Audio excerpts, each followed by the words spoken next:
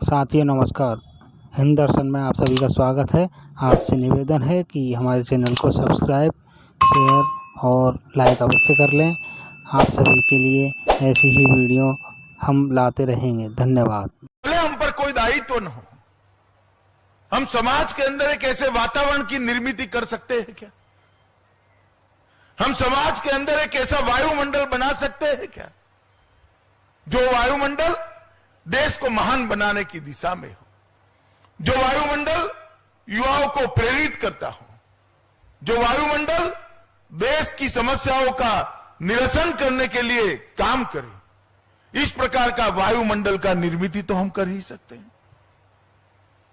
और संकल्प लेने का वर्ष है, विशेषकर भारतीय जनता पार्टी के कार्यकर्ताओं के लिए, क्योंकि हमारी पार्टी की स्थापना ही महान भारत की रचना के लिए हुई है। हम सत्ता के लिए राजनीति में आए हुए लोग नहीं, हम विचारधारा से बंधे हुए लोग हैं और हमारी विचारधारा महान भारत की रचना की विचारधारा है। ये संकल्प लेने का वर्ष है। अगर 130 करोड़ लोग इस आजादी के अमृत महोत्सव के वर्ष के अंदर एक छोटा छोटा संकल्प ले, तो इतना बड़ा परिवर्तन इस देश में आ सकता है। संकल्प भले व्यक्तिगत हो, एक छोटा सा 10 साल का बच्चा कह देगा कि मैं जीवन में कभी ट्रैफिक के नियमों को नहीं तोड़ूंगा, और पूरा जीवन अगर वो नियम नहीं तोड़ता है तो बहुत बड़ा कंट्रीब्यूशन होगा। एक छोटी सी 3-4 साल की बच्ची अगर संकल्प ले लेती है कि मेरे जीवन में मैं भोजन की थाली में जूठा अन्न नहीं छोड़ूंगी, अन्न का बिगाड़ मैं नहीं करूंगी, तो बहुत बड़ा परिवर्तन देश के अंदर आ सकता है। अगर हम तय करते हैं कि मेरे रूम से बाहर जाने से पहले लाइट, पंखे और एसी की स्विच हम बंद कर देंगे, तो देश में बहुत बड़ा परिवर्तन है। महान काम करने की जरूरत है। आपके भाग्य में होगा तो आप भी करिएगा, मगर छोटे छोटे काम हम सब कर सकते हैं, और वो सबसे ज्यादा जरूरी है। अगर 130 करोड़ लोग इस प्रकार का संकल्प लेते हैं, तो 130 करोड़ संकल्प का संपुट मां भारती को महान बनाने से रोक ही नहीं सकता। विश्व में हमारा उचित स्थान हमें मिलना ही मिलना तय हो जाएगा। आप कल्पना करिए, 130 करोड़ लोग एक ही दिशा में एक एक कदम बढ़ाते हैं, तो 130 करोड़ कदम देश आगे बढ़ता है। जरूरत है एक दिशा में कदम बढ़ाने का संकल्प करने की। और मित्रों, इसलिए ये जो वर्ष है, हम सभी भारतीय जनता पार्टी के कार्यकर्ता, समस्त देशवासियों के लिए, मगर हमारे लिए विशेष रूप से ये देश के लिए संकल्प करने का वर्ष है। और सेल्यूलर जेल, मैं तो जब भी वहां जाता हूं मेरे रोंगटे खड़े हो जाते हैं। इन लोगों को जब इतनी यातनाएं दी होगी, क्या सोचकर सहन करे होंगे। कई ऐसे लोग थे जो जमींदार कुटुंबों से आते थे। बंगाल का सूची मैंने देखा, कई जमींदारों का नाम, कोई बहुत बड़े स्कॉलर्स का नाम अंदर था। कई बड़े धनपतियों के बेटे यहां जेल में रहे और कोल्लू में बेल की जगह बंद कर तेल निकालने का काम किया, कोड़े खाए, पारावार यातनाएं सहन करी, और सामने घनघोर अंधेरा था। एक ऐसी सत्ता के सामने वो लड़ रहे थे जिसका सूरज कभी डूबता नहीं था।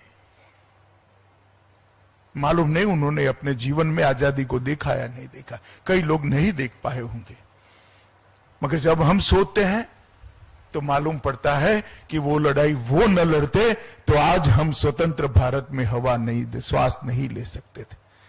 इस भारत की स्वतंत्रता ऐसे अज्ञात करोड़ों स्वतंत्र सेनानियों के बलिदान, तपश्चर्या और उनके समर्पण के कारण ही मिली।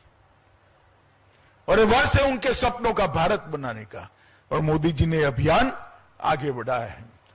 मेरे आज अंडमान निकोबार के सभी साथियों को अपील करने आया हूं कि आजादी के अमृत महोत्सव का जो वर्ष है, हम भारतीय जनता पार्टी के कार्यकर्ता अपने आप को भारत माता को पुनर्समर्पित करे और पूरा जीवन भारत माता को आगे बढ़ाने के लिए काम करे। ये संकल्प लेने का वर्ष आज हमारे लिए है, दिन आज हमारे लिए है। यही अंडमान निकोबार की भूमि पर सुभाष बाबू आजाद भारत का सबसे पहला तिरंगा फहराए थे। भले आजादी अल्पजीवी निकली, मगर आजादी के लड़ने वालों में वो महान योद्धा ने देश के एक भूभाग को आजादी दिलाने का काम किया था। बहुत बड़ा कठिन सफर उन्होंने तय किया था। सबमरीन के अंदर और कार में 35,000 किलोमीटर का सफर तय कर ये आदमी ने उस युद्ध के अंदर भारत को आजाद कराने का प्रयास किया था। आप कल्पना करिए, कहां कलकत्ता है, कहां बर्लिन है, बीच में अफगानिस्तान आता है, रसिया आता है। ये सब घूम घाम कर अंग्रेजों से नजर बचाते बचाते बर्लिन पहुंचे और आजाद हिंद भारत की स्थापना की। सिंगापुर पहुंचकर वहां सरकार बनाने का काम किया। वो महान व्यक्तित्व, वो आजादी का महान सेनानी भी इस भूमि पर खड़ा होकर बोला था कि मेरे जीवन में मैंने आजाद भारत का तिरंगा फहराते देख लिया, मेरा जीवन सफल हो गया। ये वो भूमि, अंडमान निकोबार वो भूमि। और जब भी मैं यहां आता हूं, अफसर भी बोल जाते हैं, लोग भी बोल जाते हैं। नॉर्थ ईस्ट में जाता हूं तब भी अफसर भी बोल जाते हैं, लोग भी बोल जाते हैं। यहां बोलते हैं आइलैंड और मेनलैंड, और नॉर्थ ईस्ट में कहते हैं नॉर्थ ईस्ट और मेनलैंड। मैं अंडमान निकोबार वाले को, सभी भाइयों बहनों को, जनता को भी कहना चाहता हूं, यही मेनलैंड है, ये कोई आइलैंड नहीं। ये भारत का दबकता हुआ हृदय है, यही मेनलैंड है, ये भारत का हिस्सा है। जितना मैं जिस गुजरात से आता हूं, इतना ही महत्वपूर्ण हिस्सा मेरा यह अंडमान और निकोबार है। मैं भी इसको अपने साथ जोड़ता हूं, क्योंकि स्वतंत्रता का सबसे बड़ा संग्राम और देश भर से स्वतंत्र सेनानी जो लड़ते थे, इन्होंने एक बहुत बड़ी तपस्या यही यज्ञ वेदी के अंदर आहुति देकर करी थी। इससे बड़ा कोई स्थान हो नहीं सकता। इसलिए हम सब ने मन में से मेनलैंड कंसेप्ट ही निकाल दीजिए, ये अंडमान निकोबार ही हमारा मेनलैंड है, और इसको मानकर हमने आगे करना चाहिए। मित्रों, यहां पर मोदी जी ने ढेर सारे काम किए, मैं गिनाऊं तो बहुत लंबा समय जाएगा। जल जीवन मिशन में 66,000 परिवार को शुद्ध पीने का पानी दिया है।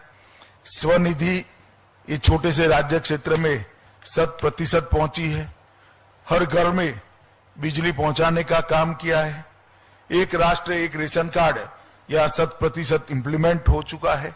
आज ही मैं 29 स्वास्थ्य केंद्रों का लोकार्पण कर आया। इसको मिलाकर 129 स्वास्थ्य सेहत केंद्रों की स्थापना कर दी गई है। अब कहीं पर भी एक भी नया स्वास्थ्य केंद्र बनाने की जरूरत नहीं है। केरोसिन मुक्त हमारा अंडमान निकोबार हो गया है। हर घर में गैस पहुंचा दिया गया है। हर घर में शौचालय पहुंचाने का काम समाप्त हो गया है। शहरी क्षेत्र में भी हर घर में शौचालय पहुंचाने का काम हो गया है। और प्रधानमंत्री जन आरोग्य योजना का 11,500 लोगों को 5 लाख तक की सुविधा का सारा फायदा पहुंचाने की शुरुआत हो गई।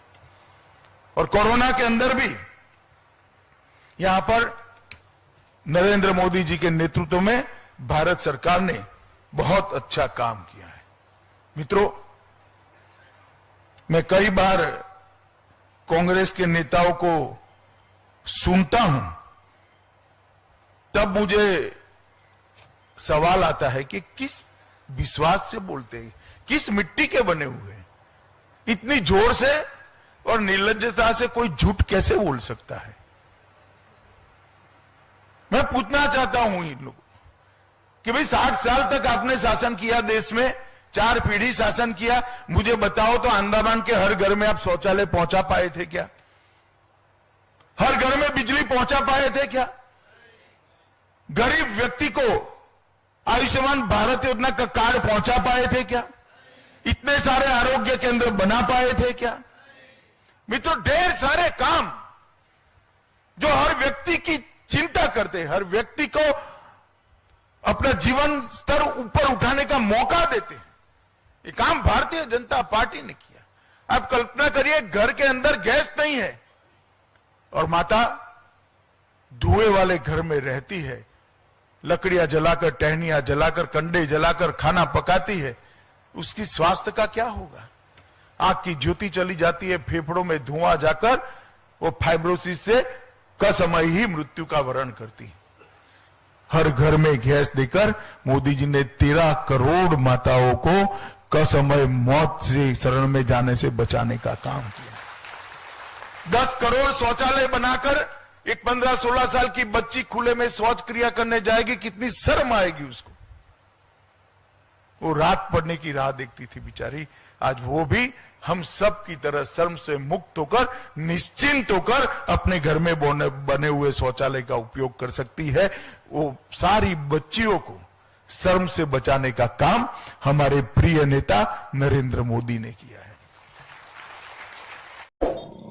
साथियों, वीडियो को सब्सक्राइब, नोटिफिकेशन को ऑन, वीडियो को लाइक, शेयर और अपने सुझाव कमेंट करना ना भूलें। धन्यवाद।